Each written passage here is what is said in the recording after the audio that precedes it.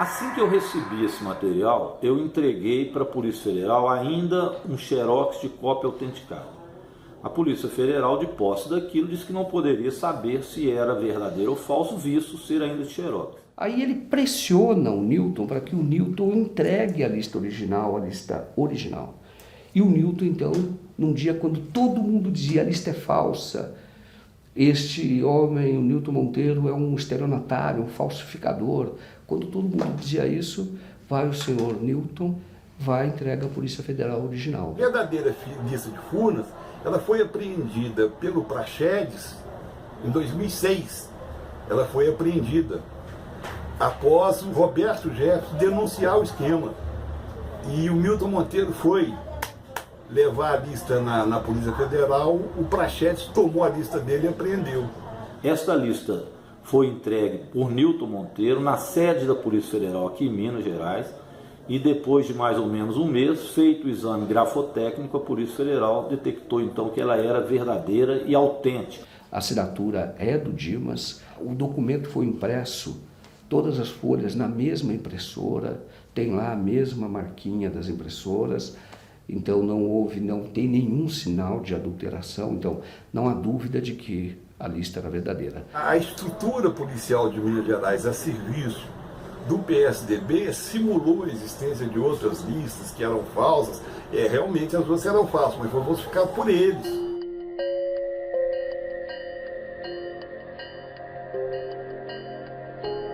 No caso da lista de Furnas, todos esses políticos foram denunciados à Procuradoria-Geral da República e nada aconteceu lá. Da Procuradoria-Geral da República se desmembrou por um inquérito envolvendo os empresários e pessoas que não tinham foro privilegiado. A procuradora Andréia Baião, que fez a denúncia, ela foi promovida, entre aspas, logo em seguida. A denúncia chegou ao juiz federal, o juiz decidiu que, curiosamente, embora envolvesse uma empresa estatal federal, não era assunto da Justiça Federal, remeteu todo esse processo, que já fruto de uma investigação de 3 a 4 anos, remeteu todo esse processo primeiro para a Justiça Estadual do Rio de Janeiro, a Justiça Estadual do Rio de Janeiro, o Ministério Público Estadual do Rio de Janeiro, que poderia ter denunciado essas pessoas, remeteu para a Polícia Civil, o delegado, e o processo então voltou para a ponta e começou tudo de novo. Quer dizer, não começou, porque esse inquérito está parado. Por que uma investigação tão flagrante, tão cristalina, crimes assim, como essa, por que isso não vai adiante? Que força é esta que opera?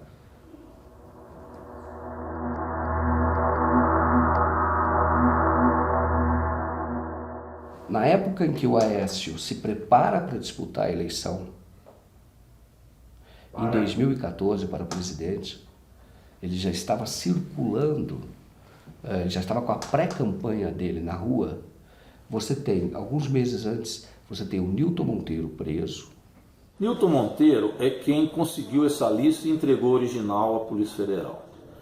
Foi muito perseguido. Ele tinha outras denúncias contra ele e a Polícia Civil em Minas, essa polícia ligada ao senador Aécio Neves, policiais civis, não a polícia, policiais civis ligados ao senador Aécio Neves, acabaram por armar contra ele e ele foi preso por outras questões, jamais pelo caso de Furnas, que aliás ele ganhou na justiça quando o acionaram. Mas ele foi preso, evidente, em retaliação à entrega que teve da lista de Furnas. Nada foi provado contra ele, foi solto e a situação dele em relação à lista de Furnas, ele não tem nenhum processo contra ela julgado e condenado. Depois você tem o dono de um site, o dono do jornal, preso, sob a acusação de que ele agia em conluio com o Newton. O Newton não tinha nenhuma condenação, só que eles não tinham relação nenhuma, não fosse fonte, a relação de fonte. A prisão do Marco Aurélio foi uma coisa assim, absurda, porque não havia denúncia contra ele, nunca se comprovou nada contra ele. Ele foi, o que se falava informalmente, é que ele faria parte de uma quadrilha que estava forjando documentos. Essa história de forjar documentos é mentira. Pelo seguinte, o Novo Jornal tinha até uma estética conservadora. Você olhava um site como outro qualquer. Mas se você olhasse as matérias, era uma matéria, em geral, reportagens bem feitas, aprofundadas, com muita fonte. Mas no final vinha novidade. Vinham PDFs, né, pendurados na matéria, comprovando com documentação tudo que estava sendo dito. Por exemplo, a primeira vez que eu vi, né, a lista de Furnas na íntegra foi no Novo Jornal. Falaram que eu participava, nas condições de relações públicas, de uma quadrilha. Que essa quadrilha era chefiada por Milton Monteiro. Por que eles falaram isso? Porque eu defendi o Milton Monteiro não como pessoa. Defendi o Milton Monteiro como quem tinha denunciado a lista de Furnas, o Mensalão Tucano. Porque eu naquela época sabia que era tudo verdade, que eu tinha acesso a tudo. O Carone é uma covardia ainda maior. O caso do Carone, ele é jornalista, ele tinha um jornal, que era o Novo Jornal, que é um site eletrônico. E ele publicava matérias que não interessavam, ou não era do gosto do senador Aécio Neves. Com base nisso, eles enquadraram o Carone como se ele fosse chefe de uma, como se fosse membro de uma quadrilha e seria relações públicas da quadrilha. Ou seja, um jornalista publica no site dele matérias e é considerado relações públicas de uma quadrilha que eles inventaram a partir do Milton Monteiro. Com base nisso, deixaram ele preso durante todo o período da campanha eleitoral, para que ele não dissesse outras coisas que sabia do senador Aécio Neves. Ele ficou preso até o PSDB perder as eleições em Minas, está solto, nada foi comprovado contra ele, mas foi extremamente perseguido. Você ficou preso realmente durante o período de campanha? Período da eleição, Durante o período de campanha. Fiquei 9 meses e 20 dias. O que te aconteceu lá? Não é bom comentar não, é muito triste, é uma coisa desagradável. Os 3 últimos meses eu fiquei em isolamento absoluto. A minha relação lá, embora eu não possa reclamar dos detentos, meus colegas, né? Hoje eu tenho, além de identidade, eu tenho o IFOPENG, que é a identidade do preso, né? E eles me trataram muito bem, me protegeram muito, sabiam que a coisa era política. Os próprios agentes sabiam que a coisa era política, tentavam me proteger, mas a direção não deixava. Eu dependo de remédios, porque eu tenho pressão alta, eu tenho diabetes. E eles suspenderam tudo. Aí eu tive um infarto, tive um AVC. E fiquei praticamente 9 meses deitado, o que acabou resultando na atrofia da minha bacia, que ficou com a diferença na perna de 15 centímetros. Que eu estava recuperando de uma cirurgia quando fui preso. O que exatamente vocês falavam da lista de Furnas no jornal? Olha, quando eu cheguei ao jornal, a lista de Furnas já estava de posse do Marco Aurélio.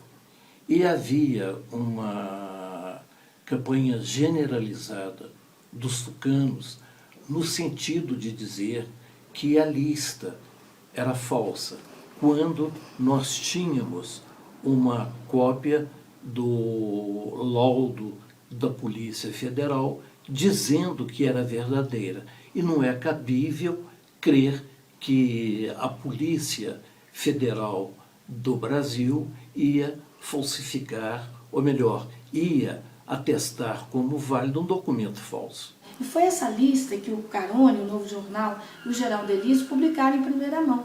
E é isso que realmente, é por isso que precisava desqualificá-los. Porque se provasse, né, que aquela matéria era verdadeira, como acabou sendo provado, quem ficaria mal? Os integrantes da lista de Furnas. E se desqualificasse quem estava publicando, quer dizer, desqualificaria a denúncia e seguramente os denunciados. Além disso, a Polícia Civil consegue autorização da Justiça, consegue o apoio do Ministério Público e mandado da Justiça. Tanto os mandados de prisão dessas duas pessoas, consegue mandados de busca e apreensão na casa de um jornalista que trabalhava no Novo Jornal, que é um jornalista que já ganhou o Prêmio ESSO, uma pessoa séria, foi secretário da Cultura em Minas Gerais, excelente reputação. O Geraldo Elísio, que é conhecido no rádio, foi conhecido lá como Pica-Pau. Você fez muitas reportagens na época da ditadura militar, combateu a ditadura militar, jornalista investigativo. Você esperava sofrer uma busca e apreensão, revirar, levar seu computador aqui da tua casa e também a prisão do dono do site onde você trabalhava em pleno regime democrático? Nunca. Agiram com mais violência, infringiram mais a ordem democrática do que os próprios militares dentro do regime de governos militares.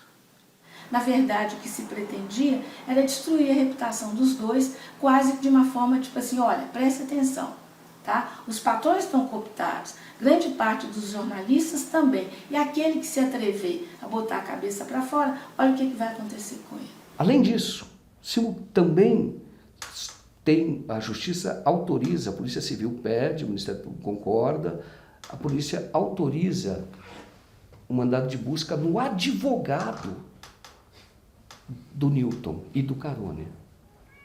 Isso é absolutamente inusitado, isso é um atentado. Você fazer atentado contra a imprensa é muito grave.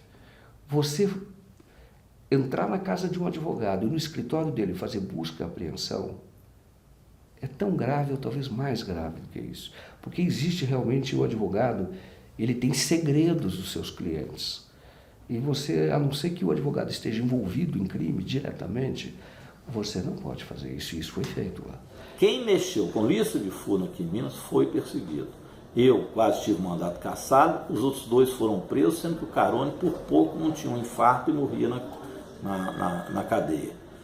Felizmente conseguiu sobreviver, mas essa é a realidade, o fato sobre a lista de furnas. Mas existe liberdade de expressão no Brasil?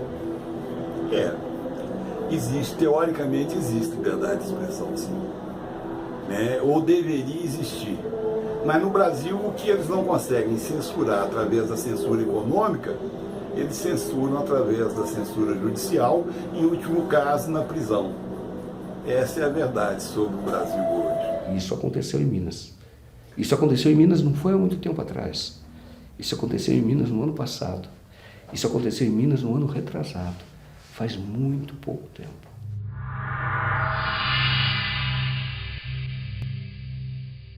Existe no Brasil algo que incomoda qualquer pessoa que tenha amor pela justiça ou pela democracia, que é 2 pesos e 2 medidas.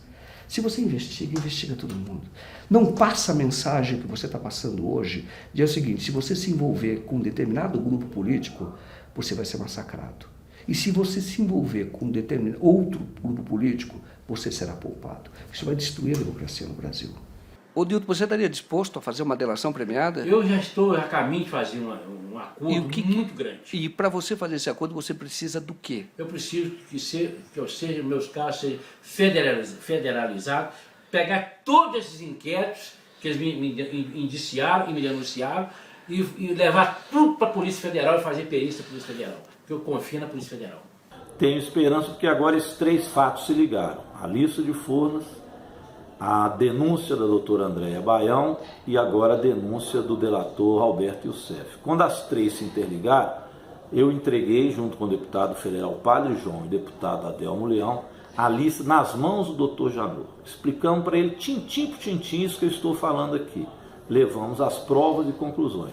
O Janot só não investiga Aécio se não quiser. Você sabe que eu procurei o autor da lista, o Dimas. Eu procurei o autor da lista, o Dimas, ele mora num apartamento de luxo lá na Barra da Tijuca, e ele tem uma fazenda, o filho dele é deputado federal, e ele fica, a vida dele hoje, ele se aposentou, ele não está mais em Furnas, mas é um homem muito rico, e ele fica entre a Barra da Tijuca e a fazenda. Eu tentei falar várias vezes com ele, uma das vezes desconfio que ele mesmo atendeu, só que disse que não era ele, disse que era uma outra pessoa, mas outras vezes que eu tentei falar com ele, dizia que ele estava na fazenda dele, no interior de Minas.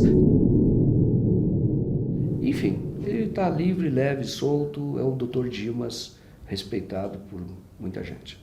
No caso do chamado mensalão do PT, as pessoas já foram presas, já estão cumprindo presa, tem uns que estão sendo até soltos. E no caso dos tucanos, nada. Nada é investigado. Eu não gosto de teoria da conspiração, fujo disso como jornalista. Mas no caso você vai lá e fala, mas por que não investigou?